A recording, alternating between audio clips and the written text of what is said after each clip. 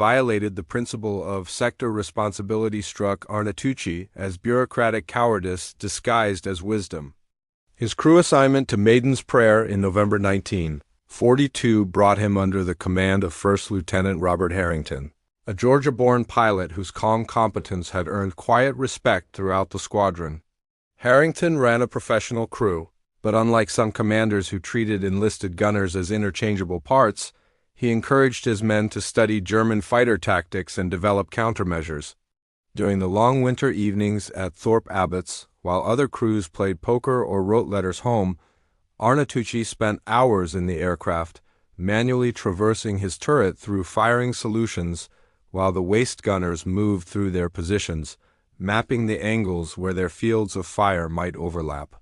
Staff Sergeant Joseph "Joey" Romano, the right waist gunner and Arnautucci's closest friend aboard the bomber, had participated in these unauthorized experiments with growing fascination. Romano had grown up hunting deer in the Pennsylvania mountains, and he understood instinctively what Arnautucci was proposing, a kind of aerial ambush that used crossfire the way hunters use terrain to channel prey into predetermined kill zones. The mathematics were brutal but elegant. A German fighter making a beam attack had to maintain a relatively predictable flight path for approximately 8 seconds to bring its guns to bear effectively. If two American gunners could coordinate their fire to create an X pattern through that predicted path, the fighter pilot faced an impossible choice: break off the attack or fly through a cone of destruction where evasion became geometrically improbable. The concept violated so many regulations that they'd never dared propose it through official channels. Crossfire tactics required gunners to ignore sector boundaries, demanded instantaneous coordination without radio communication. The intercom system was, too, cluttered during combat and accepted a small but non-zero risk of American rounds striking friendly aircraft if timing or angles went wrong. After the Bremen raid's fourth mission, when they'd watched 3 bombers from their formation disintegrate under sustained fighter attacks, Arnautucci had privately approached Romano with a proposal: develop a simple visual signal system that would let them attempt coordinated crossfire if circumstances became desperate enough. They'd settled on a method absurdly simple. Arnautucci would fire a 3-round burst straight down, a direction no German fighter ever approached from, as a signal that he was tracking a target into Romano's sector. Romano would watch for the tracers, acquire the same target, and both gunners would fire simultaneously into the fighter's predicted path, creating a lethal intersection. They'd practiced the timing during 2 subsequent missions, never actually implementing it but rehearsing the coordination until it became instinctive. Now, with Maiden's Prayer bleeding altitude and speed, with half the defensive guns silent and German fighters circling like sharks scenting blood, Arnautucci made his decision. The lead Focke-Wulf began its attack run at precisely 1400 hours and 12 seconds. Not that Arnautucci was checking his watch, but combat had a way of engraving timestamps into memory with traumatic precision. The German pilot, almost certainly inexperienced hand-judging by the confidence of his approach angle, dove from 4 o'clock high, positioning himself to rake the B-17's length with his quartet of 20mm cannons and dual 30mm machine guns. 2 wingmen followed in staggered formation, the classic Luftwaffe 3-ship element that allowed mutual support while maximizing firepower on target. Standard defensive procedure called for Arnautucci to track the lead fighter, the tail gunner currently wounded but still conscious to engage the second, and the right waist gunner to handle the third. But with the tail gunner's response time compromised by injury and pain medication, that conventional distribution of targets would leave at least 1 German free to fire uncontested. Arnautucci's crossfire concept offered a different calculation: concentrate overwhelming force on the leader, destroy him so decisively that the wingmen would break formation, then exploit their momentary confusion. He rotated the ball turret with practiced smoothness, the electric motors humming as the twin 50s tracked through the icy air. The Focke-Wulf grew larger in his sight, the distinctive radial engine cowling in broad wings making identification certain.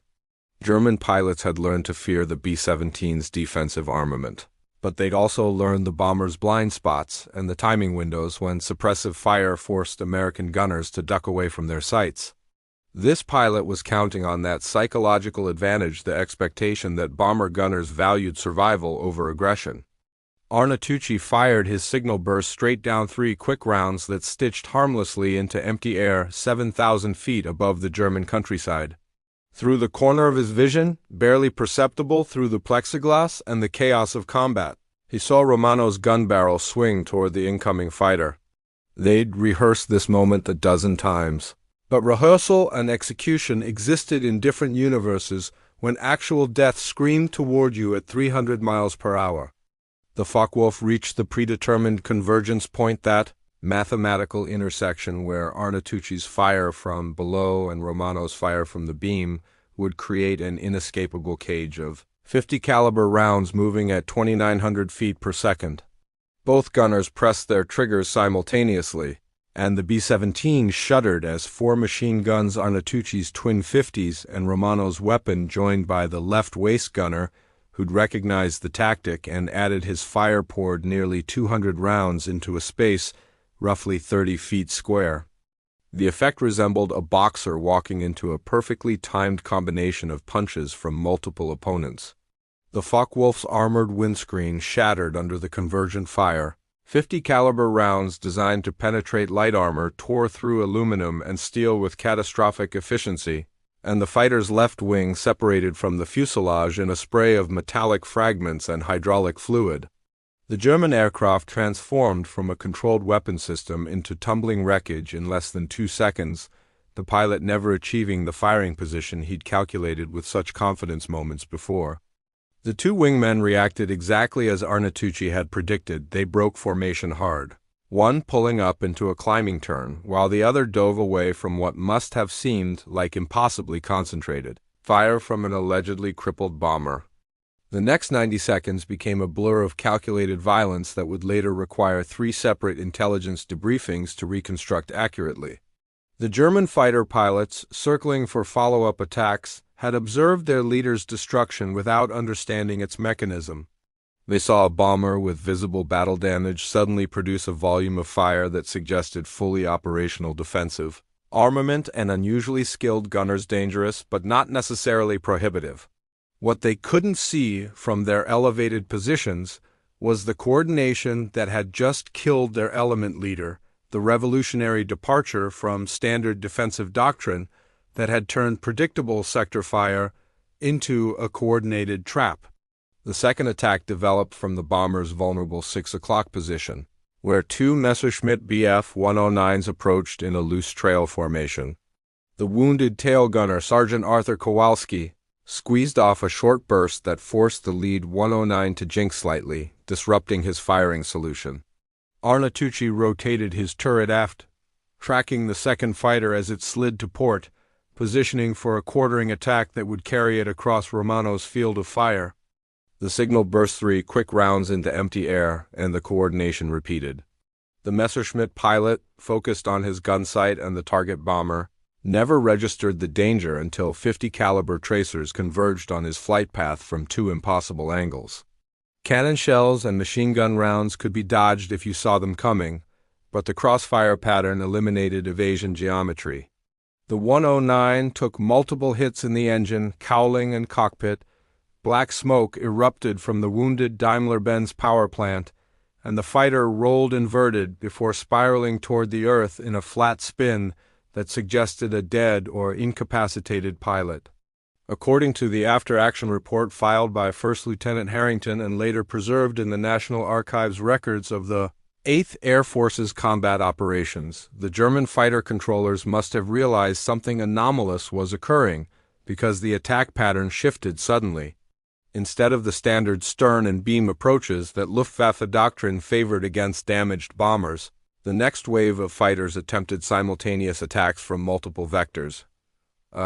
Frontal assault coordinated with beam attacks from both sides, a tactic designed to overwhelm defensive fire through sheer numbers and the impossibility of covering all threat axes simultaneously.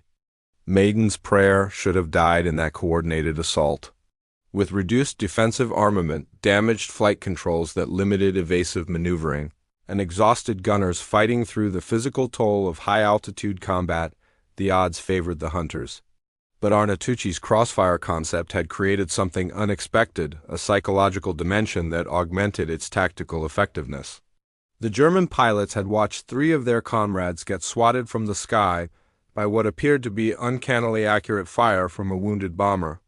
That observation, combined with the Luftwaffe's growing respect for American gunners' marksmanship, introduced a fatal hesitation. The Focke-Wulf making the frontal attack pressed home with admirable courage, his cannons and machine guns hammering rounds into the B-17's nose section, killing the bombardier and wounding the navigator. But the beam attackers, having witnessed the coordinated defensive fire, broke off their runs fractionally early, perhaps 2 seconds before optimal firing position, but enough to reduce their accuracy and give Arnautucci and Romano the split-second advantage they needed. Combat at high altitude operated according to physics laws that were brutally unforgiving yet precisely predictable for those who understood them.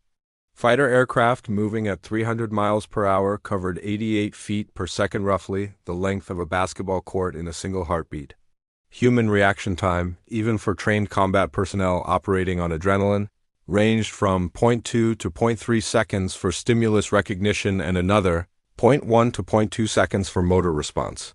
Those fractions of seconds, measured in hundredths, determined the difference between rounds impacting flesh or passing harmlessly through empty air. Arnautucci had calculated these numbers during his unauthorized evening training sessions, using stopwatches borrowed from the navigator and crude trigonometry worked out on paper scraps. The Crossfire tactics' genius lay not in overwhelming firepower, though concentration of fire certainly helped, but in its effect on enemy decision-making. A pilot approaching a bomber expected return fire and planned his attack run to minimize exposure time in the defensive gun's effective range. Experienced Luftwaffe pilots had learned to read the rhythm of bomber defensive fire, to recognize the predictable patterns as gunners tracked single targets through their assigned sectors. Crossfire destroyed that predictability. When 2 gun positions suddenly converged on a single fighter from unexpected angles, the pilot faced a cognitive crisis. Was he witnessing exceptional luck, superhuman coordination, or something more systematic? That moment of uncertainty, that fraction of a second spent evaluating threat instead of executing attack, created the opening that separated survivors from casualties. The 3rd confirmed kill demonstrated the tactic's psychological multiplication. A Messerschmitt 109, piloted by what appeared to be a less experienced airman, judging by his somewhat rigid approach angle, began a beam attack from portside. Arnautucci fired his signal burst and rotated toward the threat, but Romano's gun jammed, a common malfunction when 50 caliber machine guns fired extended bursts in sub-zero temperatures as lubricants thickened and mechanisms seized. The Crossfire trap collapsed into a standard single-gun defense. But the German pilot didn't know Romano's gun had jammed. He had observed the previous coordinated fires, had likely heard warnings over his radio about the unusually dangerous bomber in the formation, and when he saw Arnautucci's ball turret rotating toward him, he made the fatal assumption that convergent fire would follow. The pilot broke off his attack early, turning hard to evade gunfire that never materialized, and turned directly into the field of fire from the top turret, where Staff Sergeant Raymond "Red" McCluskey had been tracking him with patient discipline. McCluskey's burst lasted perhaps 2 seconds, but at the 109's crossing angle and the top turret's slight elevation advantage, those rounds walked through the fighter's cockpit and engine section with devastating effect. The Messerschmitt rolled onto its back, trailing coolant vapor and fuel mist, then nosed over into a vertical dive that would terminate somewhere in the German countryside below. Whether the pilot survived to pull out remained unknowable, but intelligence services would later credit this as a probable kill and attribute it to Arnautucci's Crossfire coordination, despite McCluskey firing the actual fatal rounds. Technical Sergeant William Bradford, Maiden's Prayer's flight engineer monitoring combat from his position near the top turret, would later testify during the intelligence debriefing that he'd observed something extraordinary during this phase of the engagement. The German fighters, he reported, began attacking with noticeably less aggression, breaking off runs earlier than doctrine suggested and maintaining greater standoff distances. This behavioral shift, subtle but measurable, suggested that Arnautucci's tactic had achieved something beyond physical destruction. It had injected uncertainty into an enemy that had grown accustomed to dominating the air battles over occupied Europe. The fourth and fifth kills came almost simultaneously, a piece of coordination that pushed the limits of credibility and would later require gun camera footage, sadly not available from ball turret positions, to verify through alternative sources. Two Focke-Wulf 190s approached from opposite beam positions at 1400 hours and 3 minutes. A classic pincer attack that exploited the B-17's fundamental vulnerability. No bomber gunner could effectively engage threats from both sides simultaneously, and standard defensive doctrine relied on multiple gunners coordinating their sector responsibilities to provide overlapping coverage. With Maiden's Prayer's port waist gun position out of action and Romano struggling to clear his jammed starboard gun, the pincer should have succeeded. Arnautucci made a decision that defied both physics and common sense. Instead of choosing one threat to engage while accepting hits from the other, he fired his signal burst and then did something no ball turret gunner had attempted in recorded combat history. He initiated a continuous rotation at maximum traverse speed, oscillating between the two attacking fighters in a figure-8 tracking pattern that brought his guns to bear on each threat for approximately 1.5 seconds before swinging to the opposite target. The tactic was theoretically suicidal. Splitting attention between two targets meant inadequate time on either to achieve accurate fire, and the ball turret's traverse motors, while reasonably fast, weren't designed for this kind of rapid back-and-forth movement. Worse still, the constant rotation introduced additional variables into ballistic calculations. The gunner was now tracking moving targets while himself moving, creating a compound motion problem that would challenge professional mathematicians, let alone a combat gunner operating on instinct and adrenaline. But Arnautucci wasn't trying to shoot down both fighters with his own fire. He was creating the illusion of coordinated defense, making each pilot believe that concentrated crossfire was about to materialize from multiple positions. The port-side Focke-Wulf pilot, seeing tracers flash toward him from the ball turret, assumed the non-functional waist gun was about to add its fire. Why else would the ball turret engage him instead of the starboard threat?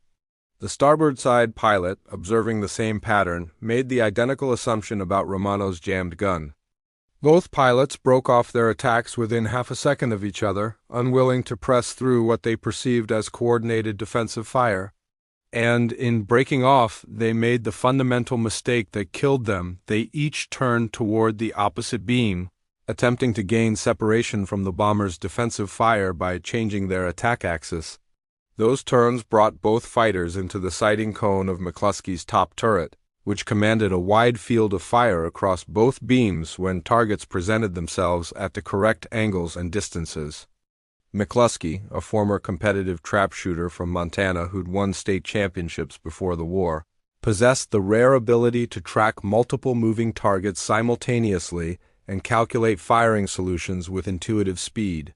He'd been following both Focke-Wulfs, waiting for the moment when their flight paths brought them into his range at manageable deflection angles. When both fighters turned toward opposite beams simultaneously, he made a split-second choice that would become legend in the squadron. He fired a long burst at the portside fighter, destroyed it with hits to the engine and cockpit, then traversed his turret in a smooth arc and engaged the starboard fighter before it could complete its turn, scoring critical hits that sent it spiraling downward, trailing black smoke. 10 minutes into the running battle, though it felt like hours to the men inside, Maiden's Prayer's aluminum fuselage, the bomber had expended nearly 60% of its ammunition, suffered additional battle damage that had the flight engineer and pilot negotiating a careful balance between airspeed and altitude loss, and pushed its crew to the edge of physical collapse. The body's response to sustained combat stress at high altitude combined multiple physiological crises, adrenaline flooding the bloodstream while oxygen-deprived tissues struggled to function, extreme cold-numbing extremities while exertion produced sweat that froze in clothing layers, and the cognitive load of maintaining tactical awareness while death approached from multiple vectors at supersonic velocities. Arnautucci's hands shook violently enough that he could see them trembling even through his heavy gloves. His back muscles, compressed into the ball turret's fetal position for nearly 6 hours counting the outbound flight and combat time, screamed with cramps that threatened to lock his body into immobility. The optical sight's eyepiece had left a pressure bruise around his eye socket that would darken into a spectacular black eye over the coming days. He'd lost sensation in his feet 20 minutes earlier, a dangerous sign of frostbite progression that he couldn't address until they landed, assuming they landed. But the German attacks had lost their coordinated ferocity. What had been disciplined assault waves had degraded into opportunistic individual passes, fighters darting in from extreme range, firing quick bursts, then breaking away without pressing attacks home.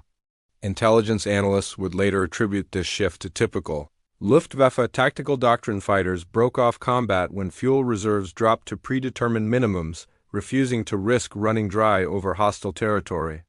But Lieutenant Harrington, observing from the pilot's seat with the broader perspective his position afforded, recognized something additional. The German pilots had grown cautious. The sixth confirmed kill emerged from this new pattern of cautious probing. A lone Messerschmitt Bf 109, perhaps flown by a younger pilot trying to prove himself or simply less influenced by the cautionary destruction his comrades had witnessed, committed to a classic stern attack.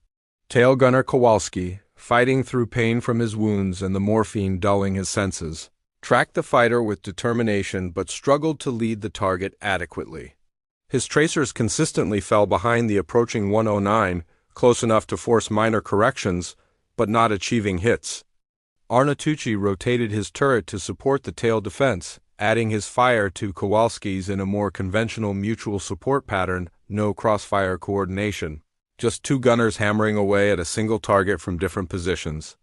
But the 109 pilot, having observed the previous crossfire kills, interpreted this standard defensive pattern as the prelude to another coordinated trap. He broke off his attack and dove away with such abrupt violence that he over-controlled his aircraft, inducing a high-speed stall that sent the fighter tumbling through several uncontrolled rotations before the pilot recovered. That recovery maneuver, necessary to regain controlled flight, required the pilot to trade altitude for airspeed. He nosed over into a steep dive that accelerated the fighter beyond safe speeds. Standard Messerschmitt recovery procedure from such a dive called for gradual back pressure on the control stick, allowing airspeed to bleed off while maintaining positive control. But this pilot, whether panicked by his loss of control or insufficiently trained in recovery procedures, pulled back too aggressively.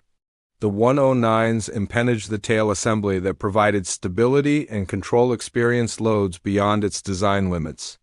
The vertical stabilizer attachment failed, and the entire tail assembly separated from the fuselage in a catastrophic structural failure. The fighter entered a flat spin, impossible to recover without tail control surfaces, and spiraled toward the German countryside below. Whether this counted as a legitimate combat kill sparked debate. During the debriefing, Arnautucci and Kowalski hadn't actually shot the fighter down in the conventional sense. But 8th Air Force intelligence rules credited kills when defensive fire directly caused enemy aircraft destruction through any mechanism, including induced pilot error and structural failures resulting from evasive maneuvering. The 7th kill came as Maiden's Prayer approached the relative safety of Allied-controlled airspace, with the North Sea's gray expanse visible through broken clouds and the German fighters finally breaking off their attacks to preserve fuel for the journey home. A final Focke-Wulf, either bolder or more desperate than his comrades, made one last high-speed pass from directly ahead a head-on attack that pitted the fighter's cannons against the bomber's forward-firing guns in a deadly game of chicken, where closure rates exceeded 600 miles per hour. Co-pilot 2nd Lieutenant James Donnelly, manning the nose gun after the bombardier's death, opened fire at maximum range, his tracers arcing toward the approaching fighter in streams that grew closer as the distance closed. Arnautucci, recognizing the attack geometry, rotated his turret to fire upward through the Focke-Wulf's predicted flight path, adding his guns to the defensive fire despite the unconventional angle. The combined fire, more volume than accuracy at that closure rate, created a cone of rounds that the German pilot chose not to penetrate. He broke left, passing within 200 feet of the bomber's nose, close enough that crew members would later report seeing the pilot's white scarf and leather helmet through the canopy. That brake maneuver took the Focke-Wulf directly across the firing cone of the top turret, where McCluskey had been tracking the fighter with patient anticipation. The 190 flew into a burst that lasted perhaps 1 second but concentrated sufficient rounds into its right wing route to sever hydraulic lines and damage the main spar. The wing didn't separate immediately, but the structural compromise became evident as the fighter attempted to roll right. The control surfaces responded sluggishly. The wing began flexing in ways that threatened imminent failure, and the pilot wisely abandoned his aircraft, canopy separating and the dark figure of the airman tumbling clear before his parachute bloomed white against the gray sky. Maiden's Prayer crossed into Allied airspace at 1400 hours and 17 minutes. Having survived an engagement that had destroyed or damaged 7 German fighters in approximately 5 minutes of intense combat. The bomber landed at Thorpe Abbotts 90 minutes later, one engine silent, hydraulic systems compromised, and the airframe bearing 214 separate holes from flak fragments and fighter guns. Maintenance crews would require 3 weeks to restore the aircraft to operational status. The intelligence debriefing lasted 4 hours, with officers from both Squadron Intelligence and 8th Air Force Headquarters in attendance. Initial skepticism about the claimed kill numbers 7, confirmed in such a short period, exceeded any previous single bomber. Defensive record gave way to stunned acceptance as corroborating evidence accumulated. McCluskey's account matched Arnautoski's perfectly, Romano and the flight engineer provided supporting details, and even the wounded tail gunner, Kowalski, confirmed the essential facts through his morphine haze. The Crossfire tactic itself generated immediate controversy. Senior officers recognized its effectiveness but worried about the risks, potential for friendly fire incidents, violation of established sector defense doctrine, and the extraordinary level of crew coordination required. Colonel LeMay, after reviewing the debriefing transcripts and personally interviewing Arnautucci, made a characteristically pragmatic decision. The tactic would be taught as an emergency procedure to be employed only in desperate circumstances, with intensive training required before crews could implement it, and with clear understanding that gunners attempting crossfire coordination without proper preparation risked court-martial for reckless endangerment. Arnautucci received the Distinguished Service Cross, the nation's second highest decoration for valor, in a ceremony held at Thorpe Abbotts on the 5th of April, 1943. The citation praised his extraordinary heroism and exceptional tactical innovation, resulting in the destruction of multiple enemy aircraft and the preservation of his crew's lives. Romano, McCluskey, and Kowalski received Distinguished Flying Crosses for their roles in the engagement. But perhaps the most telling measure of the tactic's impact came from German fighter units operating over Western Europe. Luftwaffe intelligence had pieced together details of the engagement through pilot debriefings and radio intercepts, and by mid-March, fighter commanders began warning their pilots about American bombers employing coordinated crossfire techniques. The psychological effect rippled through German tactical doctrine. Attack approaches became more cautious, break-off distances increased, and the Luftwaffe's effectiveness against B-17 formations declined measurably in the months following the Bremen raid. Staff Sergeant Michael Arnautucci completed his required 25 combat missions in August 1943 and returned to the United States, where he spent the remainder of the war training new gunners in the crossfire coordination technique he'd pioneered. He survived the war, married a nurse he'd met during his stateside assignment, and returned to Brooklyn, where he took over his father's automotive repair business. He rarely spoke of his combat experiences except to say that survival demanded seeing connections. Others missed a lesson learned in his father's garage that had somehow translated into 5 minutes of mathematical violence 23,000 feet above Nazi Germany.